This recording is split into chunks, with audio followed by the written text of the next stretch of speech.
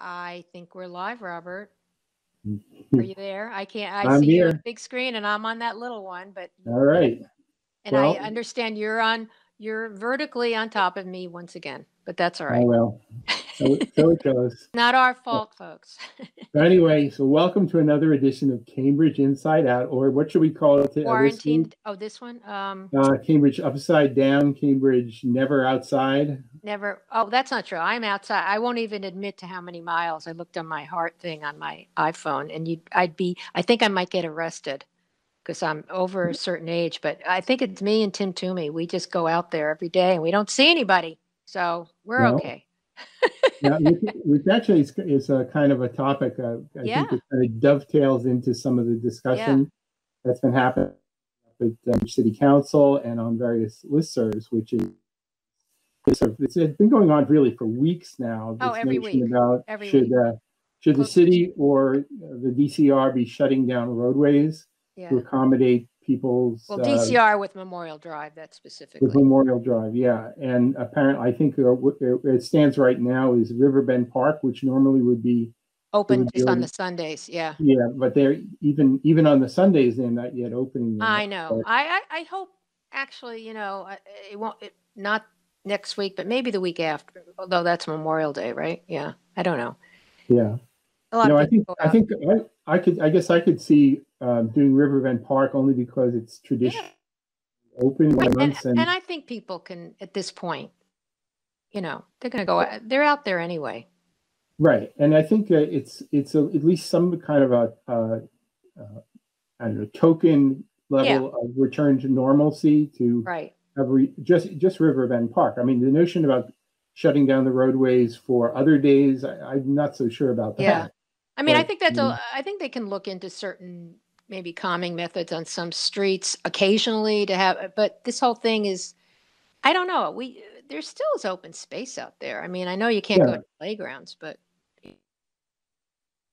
Yeah, the thing is it delves into this notion about people using a crisis in order to promote agendas that might that they really have always held. I mean, I know a lot of the players and the people who are posting on listservs, and it's very much the same people who were promoting bikes, get rid of cars, they're evil. And so they're basically saying now's our chance to really try and push the envelope. And I think all of these ideas are worth consideration, but they should be really evaluated on their own merits and not based on the capitalizing on some crisis in order to push an agenda.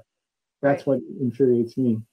Now you've actually, I'm going to try and do the share screen here because we've got lots of nice photos. Yeah, if I will commentate. Commentate, narrate. That works, yeah. If you so I think it will be this one right here. So I don't have you. There you go. All right. Robert is presenting. Okay, so the photo on the left was just the other day. I think that, what did I say in I had labeled that. It's down here in Square. I was, So, I don't see any. What? Let me just roll it up a little bit here just to these are the earlier ones. Well, that's right near where I'm living now. That's Purinton Road, which is right near, the whole MIT area. This is actually a railroad track running down the center or the side of it. Because if you look at the very back of the photo, it's the back of the NECO building. And that's where the railroad cars carrying sugar used to go right in there. Oh, gosh, right. Yeah. Such a historian. It's now, It's the same railroad spur that is now a bit of a pedestrian bike path down toward that's right. South. Right, right. Well, that's not my hood right now. The one on the right, this was, I got my car inspected at my favorite, it's my favorite gas station on Mass Ave, and they were changing the sign. Look at that, 205. Now, not everybody has gone along with that. Now, that was last week, so I don't know if it's changed, but that's the point is gas has been a lot cheaper. Oh, boy, and I know the people that hate cars are not going to like it, but... Exactly. And you can get one of these actually for I think you can donate money and get one of these to post if you have property. But I saw this in my neighborhood, which is nice. I think it's a great gesture that people an acknowledgement. I mean, even normally there would be an award ceremony happening, I think next week, for people receiving scholarships and things from Sierra, canceled because they just can't have a public event. But I heard that they're posting photos of the seniors. It's going to be in front of all. Am I hearing right? Something like that is going to happen. That's what I heard. I look forward to it. I think it's great, and I would even go so far as to say necessary. Oh, absolutely. Right? You also. This is hysterical. I don't get why someone. I mean, obviously they had this, I think, before the pandemic, but I just maybe not.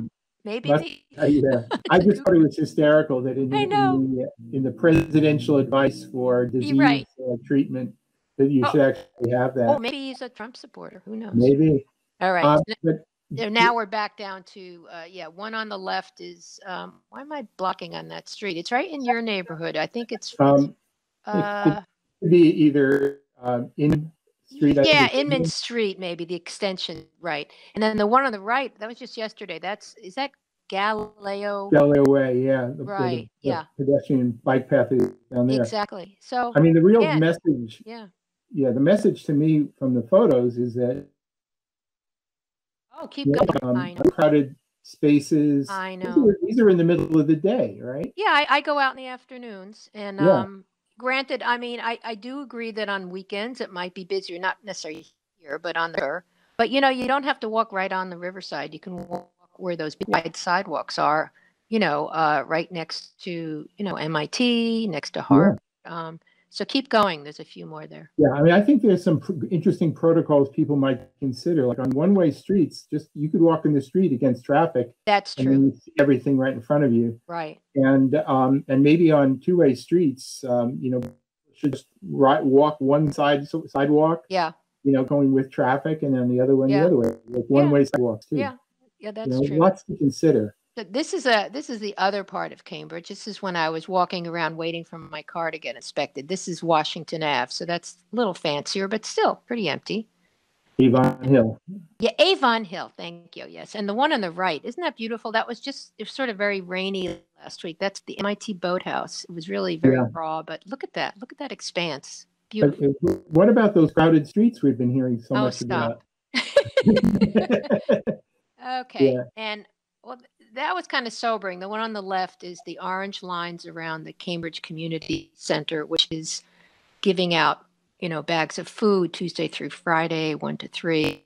And I was there walking by one day when there were still people in line. It's a sign of the times, not a nice one. I mean, it's necessary, but. Kind of an interesting note here. On the right, you see an image. I guess this is on Broadway. That's Broadway, yes. That was normally when you see paint markings on the sidewalk, it's marking utilities, but not anymore. No, right. Yeah. I mean that's Broadway going towards Kendall. Yeah, and not a person on the sidewalk. So again, I don't know about this crowding. I don't know if you want to. You. No, out, but Look at you. I just. Not an argument. You can see it's. No, this was down in New York City, but New York, New York. Yeah, I just sort of like they don't mess around in New York. And I was just walking around. Yeah, I like these. I guess it was that's Harvard Yard. That's really empty. It was either yesterday or the day before, and normally this time of year, right in final exams period at Harvard, people in the yard. Hundreds and hundreds of people would be everywhere in here, studying, and basically there's barely a soul. In Harvard Yard, you're lucky if you can identify. I think I can see maybe 1 or 2 people in this image. And a dog. Yeah. But it is available space if people just want to stretch out. Try Harvard Yard. Hey, try Harvard Business School. I've been going there, and no, the plantings and you feel like you're in Harry Potter land. I mean, it's really, some of the buildings are that old. It's just beautiful. So there are plenty of places to walk where you can be very socially distant. Oh, now this is the construction that stopped, right? This is stopped dead in Harvard Square. It's one in the ongoing about restarting some construction. Yeah, they gotta get done. Really. Yeah, I think the people with the Harvard Square Business Association, Harvard Square in general, very much would love to see this get moved. They don't. Regardless of how one felt about the project as proposed, nobody wants this. No, it's true. And and I'm of the mind that there are ways to, even if it's done more slowly to safely ramp up some construction projects, and I would hope they would do that. Yeah. I found this one kind of interesting. Every place is deserted, but there were 3 musicians. They're not where. Well, one is no one's wearing. Well, they have, no mask, but they're not singing. Are they? I think one guy may have been, but but I just but they're socially distant, and they need the money. They need the money, and in a kind of a nice way. Just even if it's only a token gesture of normalcy to have musicians on a reasonable day. Do you think that that's allowed, or that people just overlooked it? I'm sure it's permitted, but I think they're abiding by all the rules. Except wouldn't they have to have one of those permits or something? Right, and there may be some issue about that. I don't know. Hopefully they. Yeah. Now I don't know if you know what this is. What is this? Creek Alley, as I think Creek Alley? One of the streets, or Creek Lane, in Harvard Square. If you actually go behind a building, I'll tell you about exactly where this is one time.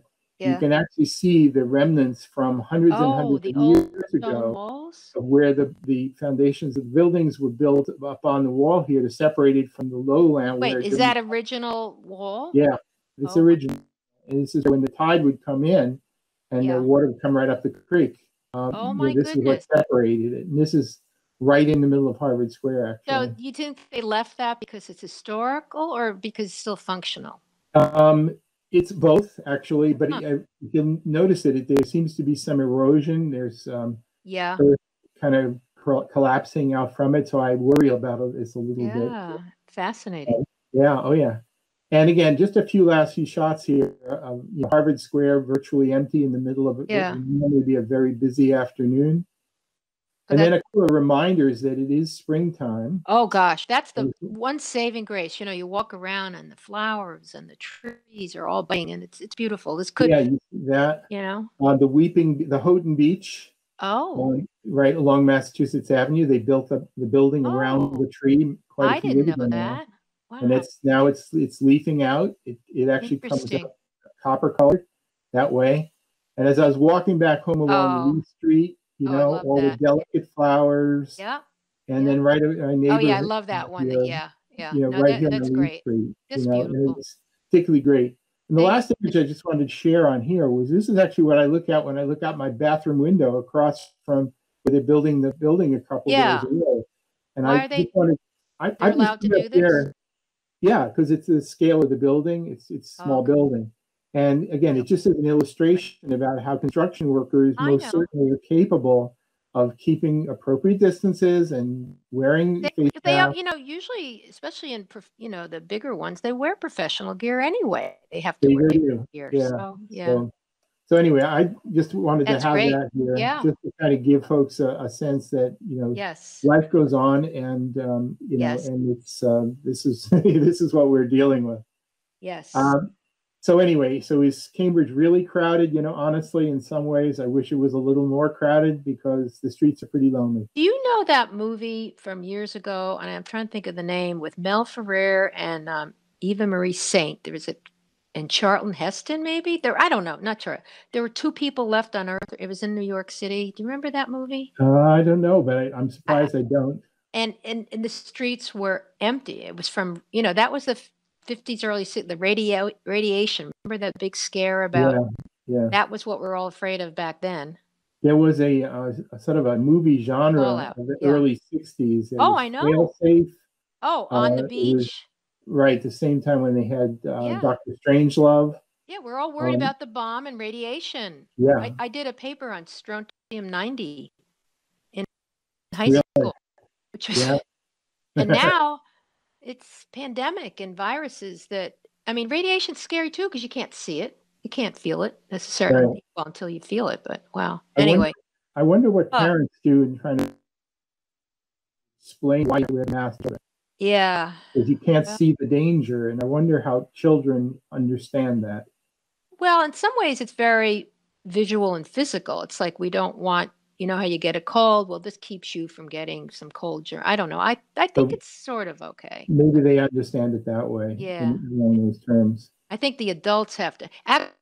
Today, I have to say, I only saw 3 people without a mask. One was riding a bike without even around his neck, but everyone else in my 2-mile walk was wearing a mask. That's very that's pretty good. Yes. Cambridge is pretty compliant, I think. I think you see how many people are basically, quote, wearing a mask, unquote, but not covering what needs to be covered, or just they're pulling it up when they're going near people, which is I can understand that. Yeah, but really, the cyclist, every runner I saw was really nice. No, I think for the most part, I've been seeing, and that's been great. Of course, up at the hall, the protocols and what's appropriate, or should there be fines? What level of enforcement? You're talking about in the discussion, not in the discussion. So even last night at City Council, that was again part of the discussion. It was interesting. They wanted to keep the fines because even though they're not going to enforce it, they want people to know that that's possible. And it got voted by, I think, most of them, 7 people. I think it was 8-1. Or was it 8-1? Yeah. Okay. Either it wasn't. It was something like that. Yeah. There was. There was some arguing that based on science that there's no real need to be wearing a mask as long as you're socially distanced. But there is always that problem of the mixed messages. And no, you have to be better be safe, sorry, right? Yeah, best to keep a good, simple message and then do selective enforcement. Right. And I think we should be okay. I mean, while people were getting worried about whether people were wearing masks in the middle of a park, I would walk through Central Square and there would be people, alcohol abusers primarily, who would be just ganging together. I know. No masks, nothing. And, I'm not sure that the lifestyle is, their lifestyle before, in a sense, life, I don't know. It's not that precious I don't know. It's right, but it's sad, the whole thing. It may not be precious to them, but the thing is, if the disease exists, are you going? But how many people are going? Well, some of us still pass through Central Square, so we just sort of avoid. I just make a big circle if I have to. I make a very, very big circle. It's true, and it's kind of interesting. These things, gestures like walking away from people, which would normally be considered offensive, are now completely understandable. Right. Yeah, you have to go right into the street. If you pass somebody for 2 seconds and you're like only 2 feet away, I think you're okay, especially if you're both wearing masks. It's getting ridiculous about, we're in danger, we have to walk on the street. Come on. It's unusual. Yeah, very much so. By the way, speaking of City Council, there were, we've actually, it was 3 weeks ago, I think. I know, long time. But they've actually had meetings each week. I painstakingly listen to them because sometimes it's just really hard, but they're worthwhile. And they're still struggling with the technology. Oh my God. Yeah. Last night I'm glad it was delayed. I had to take a shower. So that was good. There were a few interesting items. Not that there's a whole lot of detail out just yet. The city has to go on. There was the fiscal year 2021 budget. At least the summary numbers were submitted as part of the meeting agenda for last night, for Monday. I think the budget hearings will be coming up in the weeks to come. Everything's been delayed, as one might expect. One of the things I found was sort of, normally I'm pretty good at reading these things, but in light of coronavirus and all of the actions the city is taking, it was very hard to see where the financial impact plays into the budget. For next year, because they do have to cover the costs. Yeah, but isn't that going to come out of the free cash or whatever? Well, instead of I think basically that seems to be the pattern so far, is that if you needed resources, well, first you basically, went out with your hat and asked MIT and Harvard to make some contributions. And individuals, and a lot of people have been stepping up. And then dipping into free cash. Many people often view the unreserved fund balance as a sort of this infinite well out of which you can draw forever.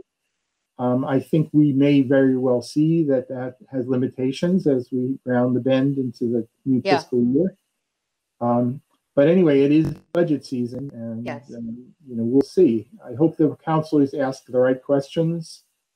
You know, this is not a time for showboating. This is a time for serious questions. And that will be televised, a budget hearing? That will be televised, yes. Do you know when that is, or just...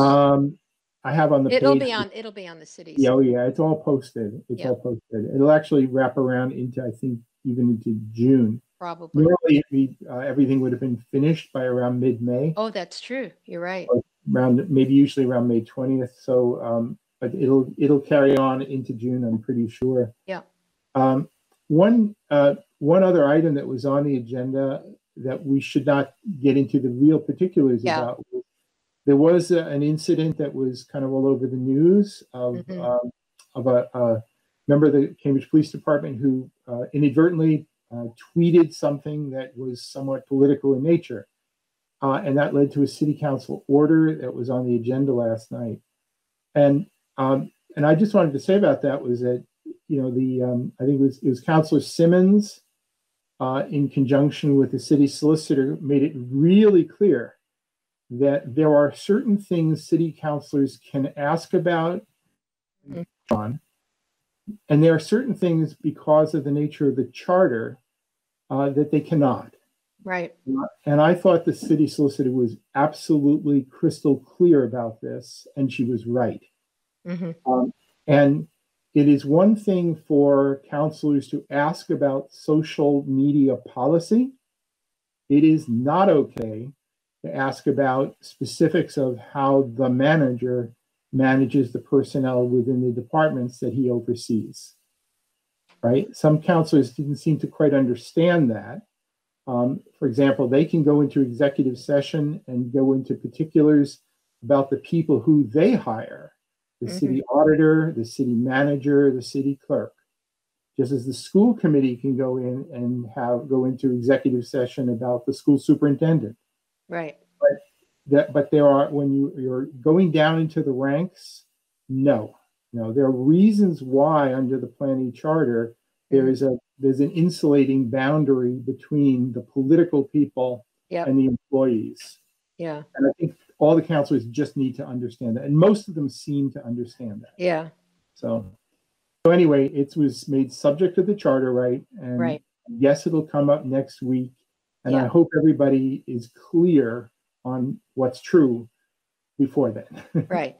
And again, we had discussed, as they did, that there's kind of two different issues. One, you know, referring to what you said and how that should be treated, a disciplinary thing, but also the social media issue, which is separate. I think that could be written up in a different way, but, you know. Oh, yeah. So it should be really, really clear about policy and stuff. What's okay, what's not okay. Who should have access? Right. You know, those are fair questions, but again, there are actually it's specified about if you browbeat the manager or any city employee and you're a city councilor, it's actually a felony. What? It is a felony. Really? Yeah. Oh yes, and it was done way because the history about political patronage, that it was actually put in as almost like a firewall saying thou shalt not cross this line, because if they didn't have it that way, councilors would have been basically sure that their friends got all the jobs. Well, that's often true in many cities where there's a certain, you know, well, the usual thing is to have an elected mayor, right? And a lot of appointees or something. I don't know. Right. But now that it is, the city manager is the appointing authority for many things. And is the person. So if there's an issue, you talk to the manager. Yeah. Right. And it's that simple, really. Well, like I said, there's a certain like threads on the Seaport listserv. People, they're kind of Cambridge, some of them, but and then there are other people who basically they need a history lesson too. I'm not saying it's perfect. There are also some who basically have issues with the planning form of government, and they're basically using this as yet another no, I know, basis for attacking it. cudgel. Is that a word? A cudgel? No. Yeah, right. One other item actually from Council that I think is something you and I have some connection to is there were two orders actually that were not related to COVID-19. Maybe they are sort of. Well, they are kind of, because he said the preponderance of plastic film. And, you know, he's probably the only person besides me maybe that used to take plastic film to the drop-off, because plastic, you know, it's always a bad, but we have it. And actually, you know, plastic lumber, a lot of things. So he was just trying to say, have the recycling drop-off center open more, but I don't know if that's going to happen. Plastic really, you know, you can compact it pretty well. I had it in my basement for years. So I had an old regular old style television that's still sitting in my current room because you can't sticker rubbish, and they will not. They're not accepting those pickups for that kind of waste right now. I thought you had to have a sticker for how big is your TV? They're not issuing them. That's what I'm saying. They're right. So it basically it's space in my room, and I don't have any options. Right. So one of his was more about the plastic film. The other one was about textiles and simple recycling, which I know because I do go to the meetings, even though I'm not a member anymore, but that has been discussed. In fact, they were, I think, planning on launching that before all this at some point. But so those they had it in Somerville, right? They have it in Brookline. They've had it in Brookline longer. Somerville was, I think, Tim Toomey corrected. It was July 2018. So a lot of cities have done it. Some people, our friend Helen Snively, was always suspect because she felt people wouldn't donate to Goodwill and all those other places. But I think, you know, a lot of people just don't want to put anything anywhere. You can see that they throw it out in their trash. So I think we're running down on our. Yeah, we have 2 minutes. We have a minute and a half. Oh, we no, we don't. No, You're right. We gotta say goodbye. Anyway, see you soon on Cambridge.